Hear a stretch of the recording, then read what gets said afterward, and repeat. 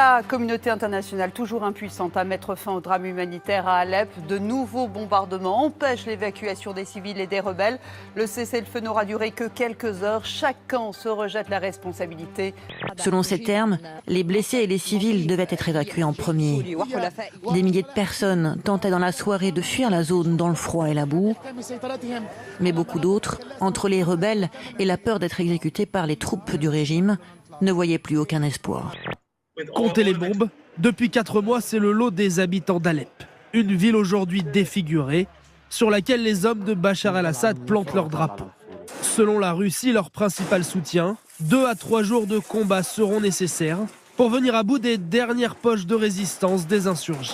Regardez, la délégation française aux Nations Unies a eu l'idée il y a quelques jours de faire un mannequin challenge. Vous en avez sans doute vu d'autres. Les représentants français jouent pendant quelques minutes à rester immobiles. Ils sont très occupés. Pour rire, ils se font évidemment étrier sur Twitter. Pendant que Alep meurt à l'ONU, ça fait des mannequins challenge. Bravo. Pendant la campagne américaine, des milliers d'histoires fausses ont envahi Internet. La plupart de ces fausses news étaient pro-Trump, anti-Hillary. Beaucoup viennent d'ici, un petit village de Macédoine dans les Balkans, où ce jeune homme, par exemple, a écrit des centaines d'histoires. J'ai écrit qu'une célébrité voulait tuer Trump, dit-il, que la reine d'Angleterre voulait rencontrer Trump, que Trump et Poutine se sont rencontrés en secret à Mexico. Et ça a marché. Ces histoires ont été reprises par des sites sérieux. Il a eu 40 millions de vues en 6 mois et a gagné 60 000 € en revenus publicitaires redistribués par Google.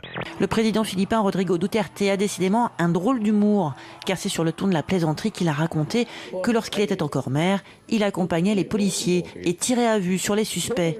Il voulait déjà montrer l'exemple à l'époque dans ce qui est aujourd'hui sa croisade, lutter contre ce trafic de drogue. C'est vous qui représentez le système, ce dont les Français ne veulent plus.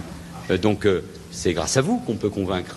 Manuel Valls, qui a effectué pour un site internet le tour du propriétaire et affirmé que s'il voulait une campagne sympathique dans l'esprit, elle décoifferait au niveau des idées.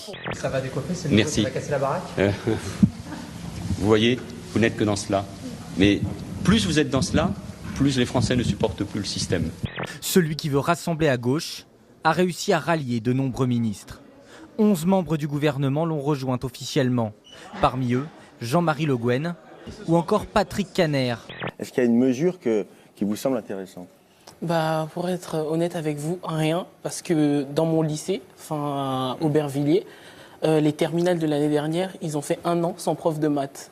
Et vous n'avez pas pensé à nous. En 1 an, vous auriez pu trouver un prof de maths. Alors, Vincent Peillon ne serait pas à jour de ses cotisations au Parti socialiste depuis 3 ans. Il n'aurait pas payé non plus sa quote-part d'eurodéputé. La somme s'élèverait à près de 20 000 €. Je veux un beau débat d'idées, vous l'avez vu, pas un échange de boules puantes. Et donc si certains sont un peu nerveux, il y a plus de 20 ans que je suis au Parti socialiste. S'il y a des cotisations à mettre à jour, on les mettra à jour comme toujours avant le vote. Il a dû ce matin s'acquitter d'un arriéré de cotisation au PS, près de 20 000 €, un chèque quand même important. Il a bien été dénoncé par un gentil camarade, non ? Je ne sais pas s'il a été dénoncé. Ce que je veux simplement dire, c'est que ça permet de rappeler à celles et ceux qui nous regardent que Arnaud Montebourg, particulièrement, devrait encore 80 000 € d'arriérés, dont près de 50 000 € au groupe PS. À l'Assemblée, ce soir, l'attaché de presse d'Arnaud Montebourg affirme que celui-ci a déjà versé 52 415 € au PS local et national. On voit que c'est simple parce que le repas de Macron, c'est 700 €. Ah bon ? Bah oui. Hein. Nous, on ne boxe pas dans la même catégorie financière. Bah oui, je sais. Mais t'inquiète, je te ferai un chèque pour ta campagne.